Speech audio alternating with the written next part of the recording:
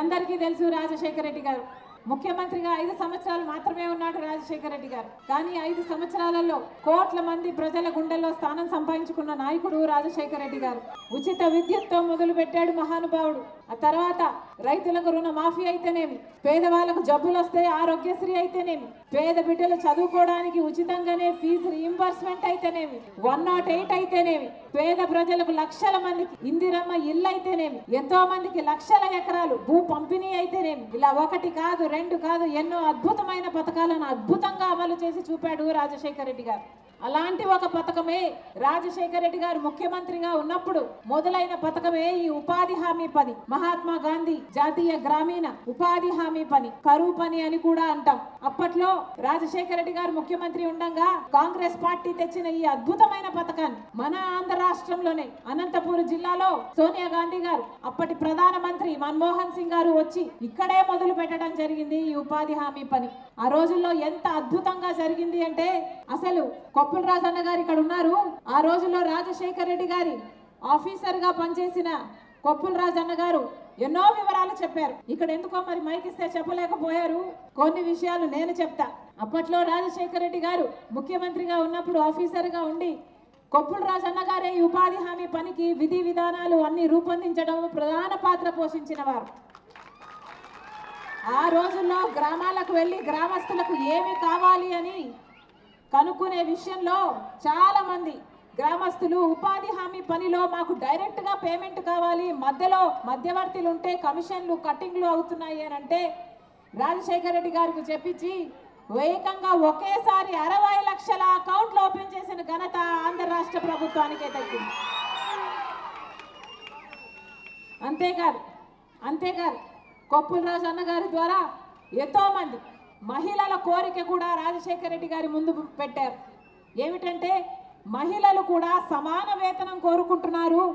మహిళలు మగవారంత పని చేయలేకపోయినా బిడ్డల బాధ్యత మహిళ మీద ఉంటుంది కాబట్టి ఉపాధి హామీ పని చేసినప్పుడు మహిళలు కూడా సమాన వేతనాలు అడుగుతున్నారు అని కొప్పుల రాజన్న గారు ముఖ్యమంత్రి రాజశేఖర రెడ్డి గారికి చెప్తే వెంటనే ఒప్పుకొని ఆ రోజుల్లో ఏకంగా మహిళలకు కూడా సమానంగా వేతనాలు ఉండాలని ఇక్కడ ఈ ఆంధ్ర రాష్ట్రంలో ఇలాంటి ఎన్నో విధి విధానాలు రూపొందిస్తే ఫేజ్ 2లో ఉపాధి హామీ దేశమంతా అమలు చేసినప్పుడు ఆంధ్ర రాష్ట్రంలో నియమించిన విధి విధానాలే దేశమంతా అమలు చేయడం జరిగింది. ఈ ఉపాధి హామీ పని ఎంత గొప్పది అంటే ఎంత అద్భుతమైన పథకము అంటే కోట్ల మంది ప్రజలకు ఉపాధిని ఇచ్చింది ఈ ఉపాధి హామీ పని.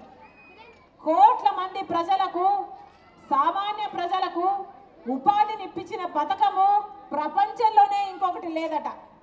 అందుకే దేశ విదేశాల నుంచి కూడా వచ్చి ఈ ఉపాధి హామీ పని మీద ఎన్నో రీసెర్చ్ పేపర్లు కూడా తయారు చేసిన రోజులు ఎన్నో ఉన్నాయి. అంత గొప్ప పథకము ఈ ఉపాధి హామీ పని. ఎందుకంటే పేదవాడికి పని ఇచ్చిన పథకం. పేదవాడు కూడా నాకు పని కావాలి అని గ్రామస్తుల పెద్దల దగ్గరికి వెళ్ళి అడిగితే ఆ పేదవాడికి 15 రోజుల్లో పని చూపించాల్సిన పథకం ఉపాధి హామీ పని పథకము. అలా 100 రోజుల పాటు అడిగే హక్కు ఆ గ్రామస్తులకు ఉంది. పని చేసిన 15 రోజుల్లోనే మళ్ళీ వేతనాలు చెల్లించాల్సిన అవసరము ఆ గ్రామ పెద్దలకు ప్రభుత్వానికి ఉంది. అది ఉపాధి హామీ చట్టం గొప్పతనం. ఉపాధి హామీ పని వచ్చిన తర్వాత మన రాష్ట్రంలో వలసలు తగ్గాయి. ఎందుకంటే పని దొరికింది కాబట్టి. అప్పటికి పని లేక, అప్పటి వరకు పని లేక పని కోసమై ఏ బొంబాయికో చెన్నైకో ఇలా ఎన్నో నగరాలకు వలస వెళ్ళిపోయేవారు. కానీ ఉపాధి హామీ పని వచ్చినాక గ్రామస్తులకు గ్రామంలోనే అంతో ఇంతో పని కలిగింది. గ్రామస్తులు అంతో ఇంతో పని చేసుకోగలిగి తలెత్తుకొని ఉపాధి హామీ పని వేతనాలు తీసుకొని ఇక్కడే వాళ్ళ కుటుంబాలతో వలసలు వెళ్ళే అవసరం లేకుండా ఉపాధి హామీ పని వారు ఎంతో మందికి సహాయం చేసింది. అలా ఎన్నో కుటుంబాలను నిలబెట్టింది ఉపాధి హామీ పని. ఇలా 20 సంవత్సరాలు జరిగింది ఉపాధి హామీ పని. ఇప్పుడు బీజేపీ అధికారంలో 11 సంవత్సరాలుగా అధికారంలో ఉంది బీజేపీ పార్టీ. ఇప్పుడు బీజేపీ పార్టీ ఉపాధి హామీ పనిని మొత్తానిగా ఎత్తేయాలని చూస్తున్నారు. అందుకే ఉపాధి హామీ పని ఇక ఉండబోదు అని చెప్తూ వాళ్ళు పెట్టిన ఒక కొత్త చట్టమట, విబి గ్రామ్ చట్టం. అంటే ఉపాధి హామీ పని స్థానంలో ఒక కొత్త చట్టాన్ని బీజేపీ ప్రభుత్వం తీసుకొస్తుందన్నమాట. అసలు ఉపాధి హామీ పనికి ఈ బీజేపీ పెట్టే ఈ కొత్త పథకానికి నక్కకి నాగలోకానికి ఉన్నంత తేడా ఉంది. మీ అందరూ కూడా అర్థం చేసుకోవాల్సిన విషయం ఇది. ఎందుకో కూడా చెప్తాం. ఉపాధి హామీ పనిలో గ్రామాల అభివృద్ధి జరిగింది. ఉపాధి హామీ పనిలో గ్రామస్తులకు పని కల్పించారు. గ్రామంలో కావాల్సిన పనులు చేసుకున్నారు. అంటే ఉపాధి హామీ పనిలో ఏ గ్రామంలో అయినా ఒక రోడ్డు కావాలన్నా, ఒక బిల్డింగ్ కావాలన్నా, లేక పూడికలు తీయాలన్నా, లేక గట్టులో చేనులలో గట్లేసుకోవాలన్నా, ఇలా అందరికీ గ్రామానికి సంబంధించిన పనులు, అంటే గ్రామ అభివృద్ధి కోసం ఒక బావితో వాళ్ళన్నా ఏ పనులైనా ఉపాధి హామీ పనితో ముడిపెట్టేవాళ్ళు. అలా ఉపాధి హామీ పని అంటే గ్రామ అభివృద్ధి కూడా జరిగేది. ఆ గ్రామంలో వాళ్ళు పని చేసుకునే వాళ్ళు, దాంతో గ్రామస్తులు బతికేవాళ్ళు. అలా ఉండే పథకము ఇప్పుడు బీజేపీ తెచ్చే కొత్త పథకంలో ఇక గ్రామాలలో పనులు జరగవు, గ్రామ అభివృద్ధి జరగదు. ఏ పనులు చేయాలి ఉపాధి హామీలో అన్నది బీజేపీ పార్టీ, కేంద్రంలో ఉన్న బీజేపీ పార్టీ నిర్ణయిస్తుందట. ఏ రాష్ట్రంలో పని జరగాలి, ఏ జిల్లాలో పని జరగాలి, ఏ గ్రామంలో పని జరగాలి, ఎక్కడ పని జరగాలి, ఎక్కడ పని జరగకూడదు. అంటే వాళ్ళకి ఇష్టం ఉన్న రాష్ట్రాలలో పని ఇచ్చుకోవచ్చు, వాళ్ళకి ఇష్టం లేని రాష్ట్రాలలో పని తీసేయచ్చు. అది కూడా వాళ్ళు నిర్ణయిస్తారట ఏ పని చేసుకోవాలి అని. అంటే గ్రామాలలో పని కాదు.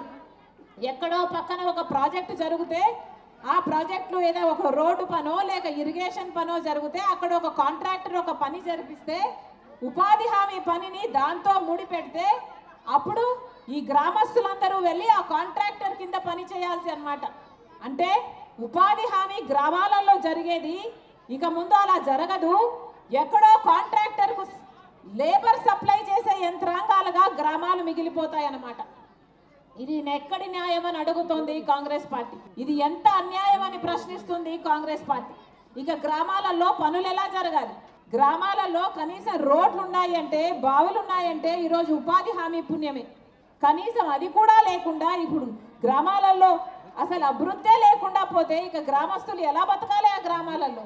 కాంగ్రెస్ పార్టీ సూటిగా అందుకే ప్రశ్నిస్తుంది. అంతేకాదు, ఇది వరకు ఉపాధి హామీ పనిలో కేంద్రమే మొత్తం డబ్బులు ఇచ్చేది.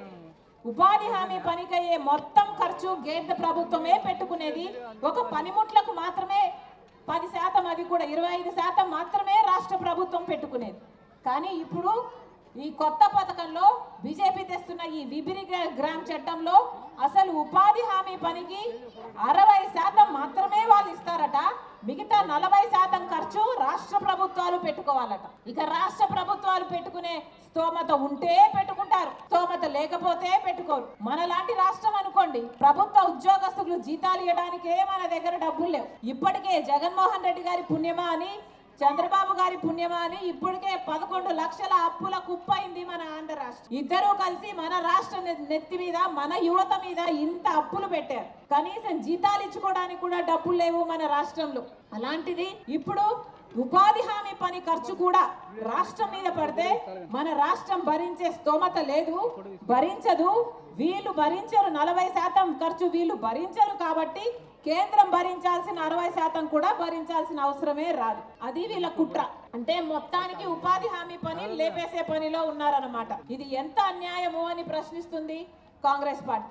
మహాత్మా గాంధీ పేరు పెట్టిన పథకము ఉపాధి హామీ పనికి కాంగ్రెస్ పార్టీ మహాత్మా గాంధీ పేరు పెట్టింది. ఇది ఎంత పుణ్యమైన పథకం అంటే రాజశేఖర రెడ్డి గారు ముఖ్యమంత్రిగా ఉన్న రోజుల్లో ఏకంగా 1,10,00,000 జాబ్ కార్డులు ఉన్నాయట. అంటే కనీసం జాబ్ కార్డుకి ఇద్దరు వేసుకున్న 2,25,00,000 మంది ఉపాధి హామీలో పనిచేశారు ఆ రోజుల్లో.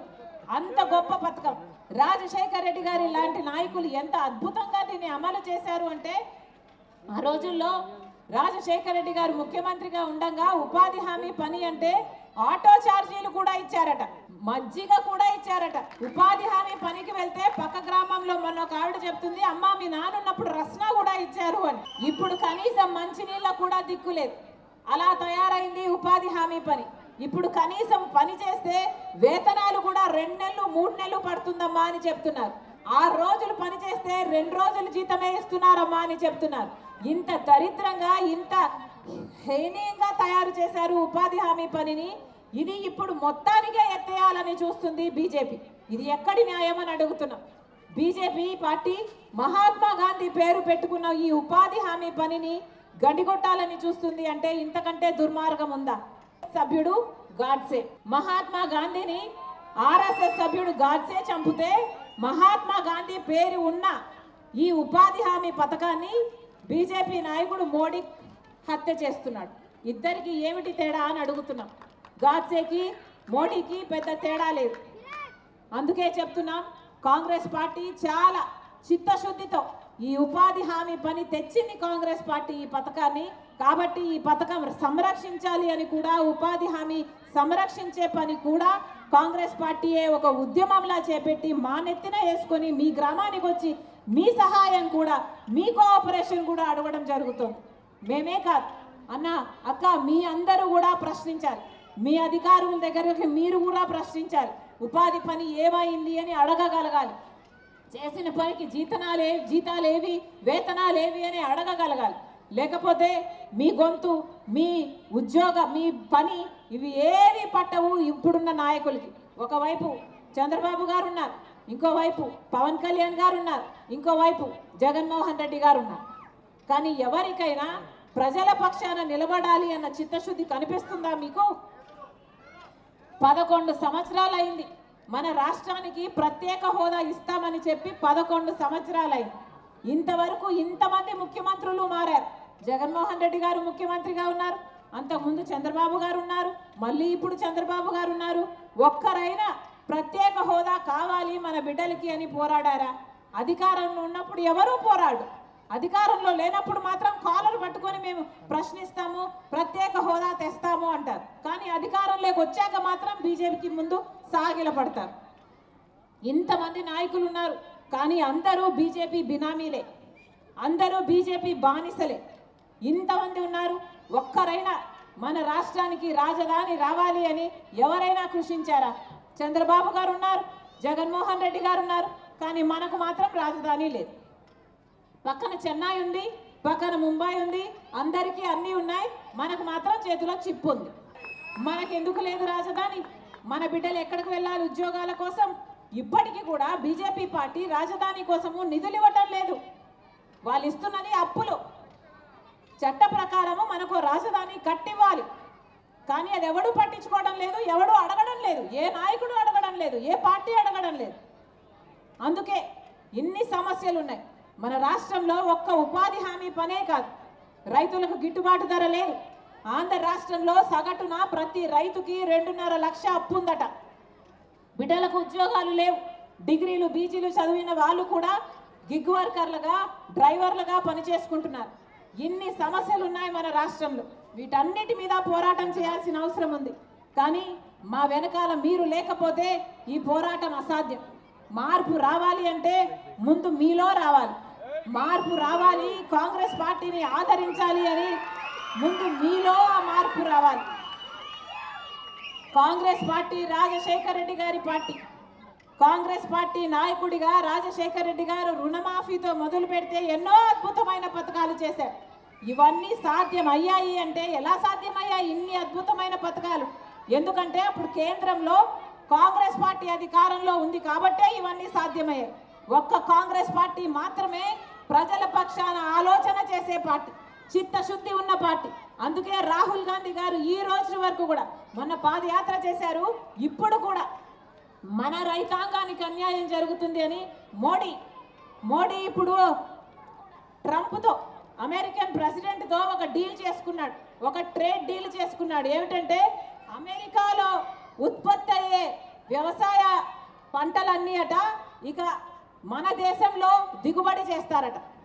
అంటే అక్కడ పాలు, పండ్లు అన్నీ ఇప్పుడు మన దేశానికి వస్తాయట. ఇక అమెరికాలో ఉత్పత్తి అయినవన్నీ మన దేశానికి వస్తే ఇక మన రైతు పండించిన పంటకు విలువ ఏమైనా ఉంటుందా? ధర ఏమైనా ఉంటుందా? ఇక మన రైతులంతా ఏం చేసుకోవాలి? ఆత్మహత్యలు చేసుకోవాలా? మోడీ ఇంత అన్యాయం చేస్తున్నా చంద్రబాబు గారు మాట్లాడుతున్నారా? జగన్మోహన్ రెడ్డి గారు మాట్లాడుతున్నారా? ఎవరు మాట్లాడరు. ఎందుకంటే ఎవరికైనా వాళ్ళ స్వార్థ రాజకీయాలే కావాలి. ఎందుకంటే అందరూ బాబు, జగన్, పవన్ అందరూ బీజేపీకి బినామీలే, అందరూ బీజేపీకి బానిసలే. అందుకే చెప్తున్నా, కాంగ్రెస్ పార్టీ ఒక్కటే ప్రజల పక్షాన నిలబడింది. మేము ఇప్పుడే కాదు, ప్రతి విషయంలోనూ ప్రజల పక్షాన నిలబడతాం, ప్రజల పక్షాన కొట్లాడతాం. కానీ మీరు కూడా కాంగ్రెస్ పార్టీని ఆదరించాలి. మేము ముందుంటే మా వెనకుండి నడిపించాల్సింది మీరే కనుక లేకపోతే మా పోరాటంలో అర్థం లేదు. అందుకే చెప్తున్నాం, హస్తం గుర్తు అన్నా, గుర్తుందా? హస్తం గుర్తు. అవును, ఈ గుర్తు మళ్ళీ మీ గుండెల్లో ఉండాలి. ఈ గుర్తు మీద మళ్ళీ మీరు ఓటు వేయాలి. ప్రభుత్వం మారితేనే, కాంగ్రెస్ పార్టీ అధికారంలోకి వస్తేనే మనకు ప్రత్యేక హోదా వస్తుంది, మనకు రాజధాని వస్తుంది. రాజశేఖర్ రెడ్డి గారు తెచ్చిన అన్ని పథకాలు మళ్ళీ బ్రహ్మాండంగా అలాంటి పథకాలు అమలు అవ్వాలి అంటే ఒక్క కాంగ్రెస్ పార్టీతో మాత్రమే ఇది సాధ్యమవుతుంది. మరొకసారి ఇంతసేపు మీ పనులు మానుకొని మా కోసం మీరు సమయం చేసుకొని వచ్చారు. ప్రతి అక్కకు, ప్రతి చెల్లికి, ప్రతి అన్నకు, ప్రతి తమ్ముడికి మీ రాజశేఖర రెడ్డి బిడ్డ శిరస్సు వంచి చేతులు జోడించి మనస్ఫూర్తిగా కృతజ్ఞతలు చెప్పుకుంటాం.